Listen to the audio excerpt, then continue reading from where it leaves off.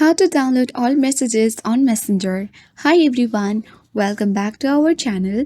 This is Rose and I'll guide you to download all messages on Facebook Messenger. Without further ado, let's get started. First of all, you need to launch Facebook app on your device and sign in to your account. Tap menu icon at top right corner. Allow Facebook to send you notification. Tap gear icon at top right. Tap see more in account center. Scroll down. Select your information and permissions and now select download your information.